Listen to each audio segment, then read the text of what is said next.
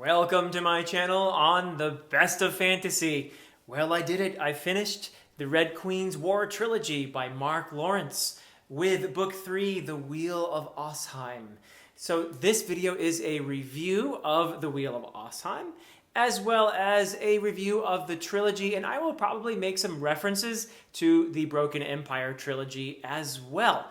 And I will begin with a non-spoiler general assessment of the trilogy, and then I will proceed to do some spoilers. I will warn you before the spoilers come in case you haven't read it yet. And also I will put a link in the description below to my reviews of Book 1 and 2 of the Red Queen's War trilogy. Those would be The Prince of Fools and The Liar's Key. So first, with the non-spoiler general assessment of The Wheel of Osheim and the Red Queen's War trilogy. Absolutely brilliant. If you haven't seen my videos before about Mark Lawrence's work, well, I just think he is one of the best fantasy writers out there. He is a very smart writer, and I absolutely believe that if you are a fan of the Broken Empire trilogy, you will love the Red Queen's War trilogy. And it's interesting to compare the two because they're not exactly, well, one is not a sequel of the other. In fact, they are concurrent stories in the same world, in the Broken Empire world, if you will. They are parallel stories. And it's interesting because in the first book of the Red Queen's War trilogy, in The Prince of Fools, there are a few nice cameos, which are fun. And in the second book, in The Liar's Key, the connections start to increase, not only in number, but in significance. But it's really in The Wheel of Osheim that the connections between the two trilogies become absolutely vital.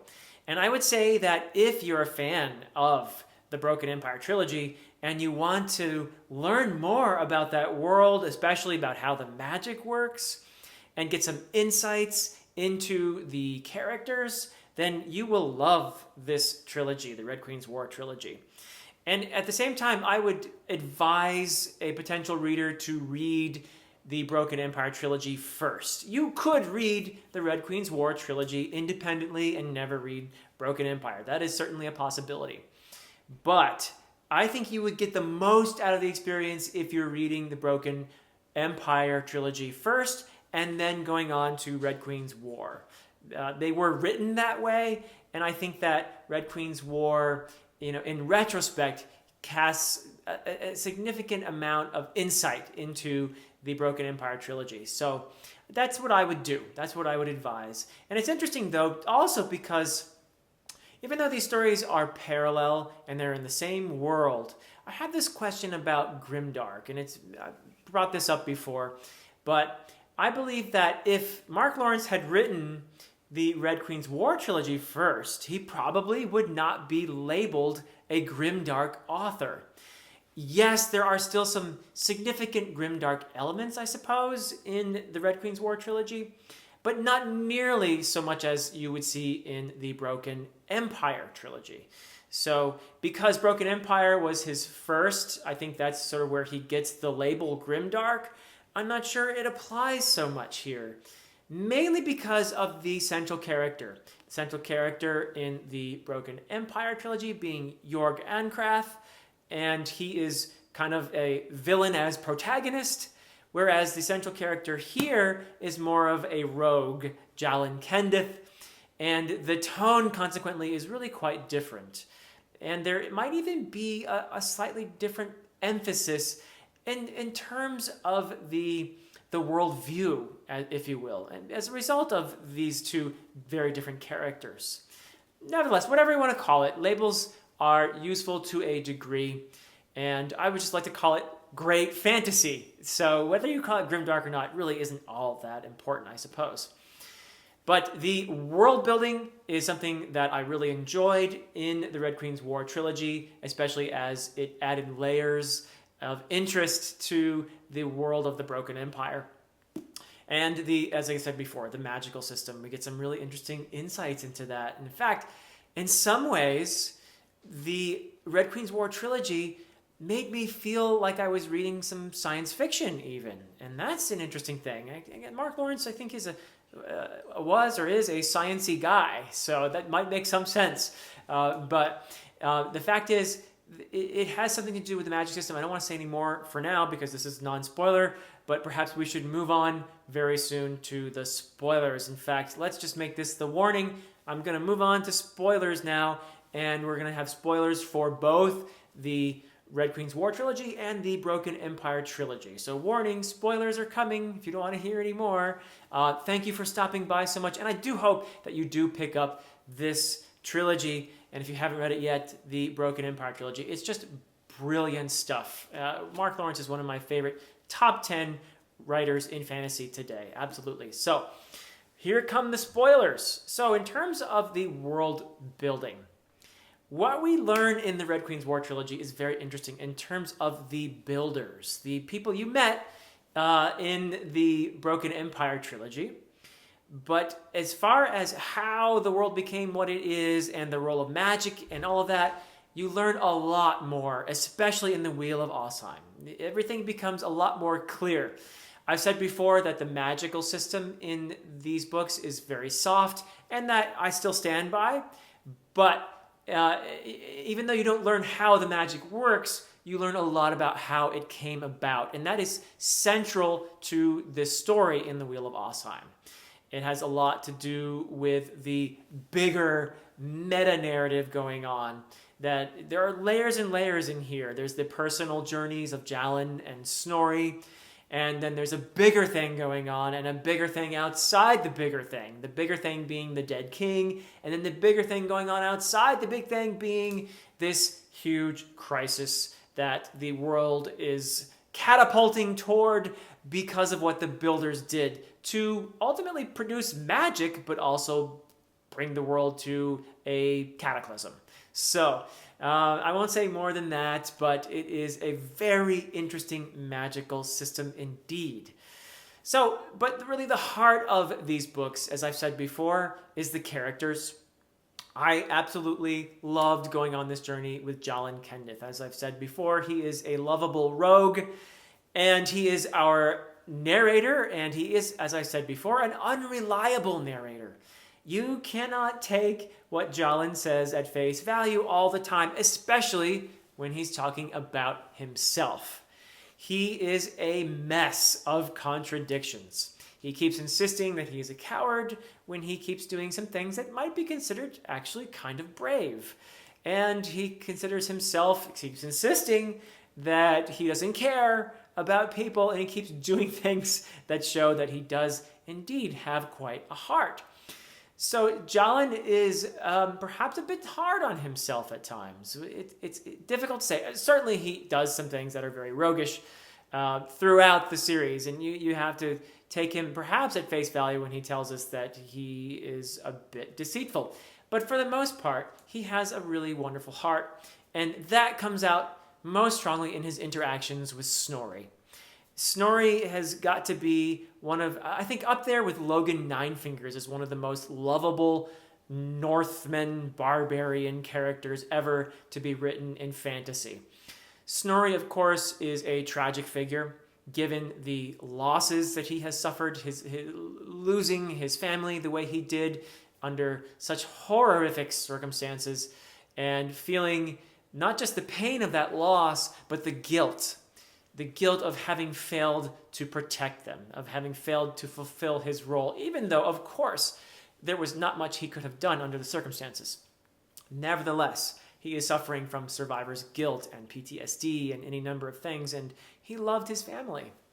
And so his quest to go to hell, to find his family once again, is a very poignant part of this whole narrative.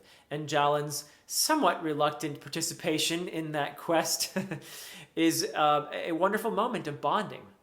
And so the two of them really do bring out the best in each other. I think that Jalin serves to give Snorri some hope, something to cling on to, perhaps, whereas Snorri is the one who sees the real value in Jalin, sees the best of him, and brings it out. And this happens in the most humorous of ways. The relationship between the two really one of the most fun duos to read about in fantasy, wherever they go. There are large moments in The Wheel of Osheim where Jalin is without Snorri, and I love Jalin, so I didn't mind that, but my favorite moments were when the two of them were together. So, other characters that support the story are just wonderful. Mark Lawrence is a great character writer, so even though they're secondary characters, they feel vivid to me, like Kara, the witch. And again, it's her relationship with Jalin particularly that gives me laughs. I love how stubborn and how tough she is, especially in her relationship with Jalin. And then, of course, there's Henan, the boy who it really brings out the best in Jalin, who also becomes an uncle, and his insistence that he doesn't like babies is one of the funniest parts of the whole thing, because of course, the more he insists he doesn't like babies, the more he's going to tear up when he's around a baby. So, and then of course there's the Red Queen, who is a formidable character, fantastic character in here, a character who Mark Lawrence gives us just enough of her to give us a sense of real depth there. There is a lot to this character. There are layers that you sense without ever getting in her head or without ever even being with her all that much, but she is a significant character in terms of her impact. I think the trilogy is aptly named The Red Queen's War because of the role that this very formidable woman plays. A wonderfully admirable character, especially considering how few pages she's on in this book. She just has a looming presence. And of course there's Garius and the Silent Sister, the Red Queen's siblings. And they also play a very significant role in here. I love Garius, and it's because of Jalin's relationship with Garius that you know how redeemable that Jalin really is. And his I think, fraught relationship with the Silent Sister is an interesting aspect of this as well. He is one of the few people who can actually see her. So, great stuff. There are other characters that are definitely worthy of mentioning, but for brevity's sake, I won't go into the detail, but the Lady Blue makes a great ultimate villain in here, and the Edris Dean is also, as disgusting and horrible as ever, and it's Jalin's dislike of him that motivates him in some key moments in the story. And there's also, of course, some other great characters like Lisa DeVere, Jalin's love interest, if you will, and his inspiration in some ways.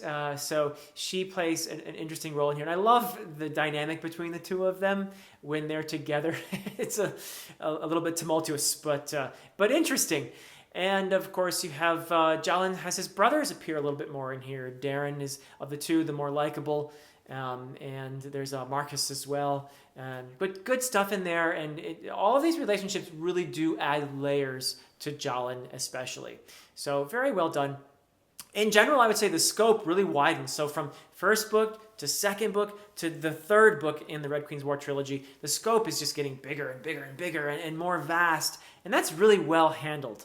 And it kind of creeps up on you in the Wheel of Osheim, because the way it starts is very interesting. But the stakes get higher, but you kind of scratch your head a little bit at first when you read the very beginning and you're not where you think you're going to be, based on where Book 2, The Liar's Key, left off. You're expecting something entirely different, and that is something that Mark Lawrence does really well. He surprises you.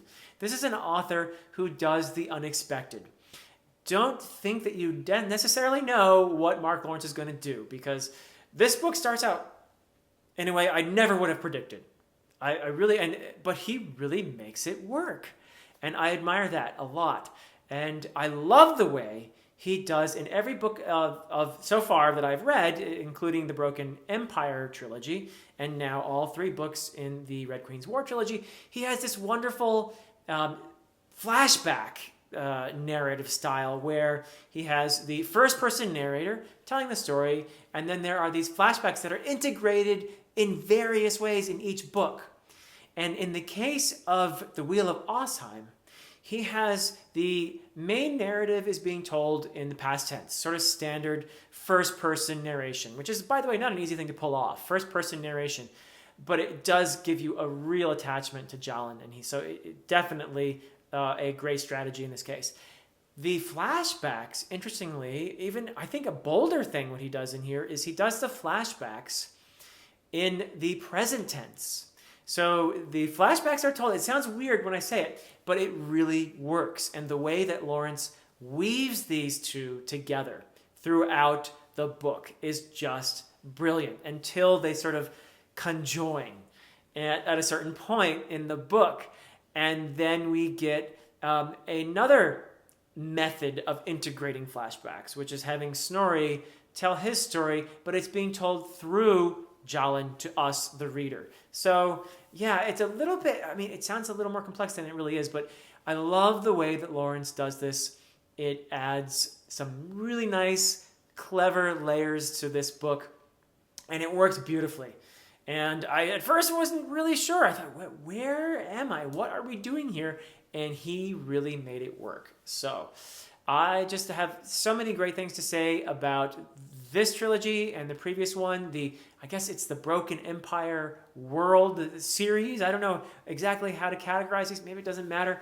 But read them all. They're just fantastic. Read the Broken Empire trilogy. Read the Red Queen's War trilogy. Just brilliant, top-notch fantasy. Really smart stuff and entertaining at the same time. You will love Jalen. You will love Snorri and the relationship between the two of them at the heart of this trilogy. So, thank you for listening to my review of The Wheel of Osheim, and I will be reading some more exciting fantasy coming up. I have some great discussions on the horizon as well, so I hope you will catch those, some on my channel, some on other channels. It's a really exciting time for me on BookTube because of these collaborations. I'm having a blast with them, and I hope you'll join me for some of them. Until next time.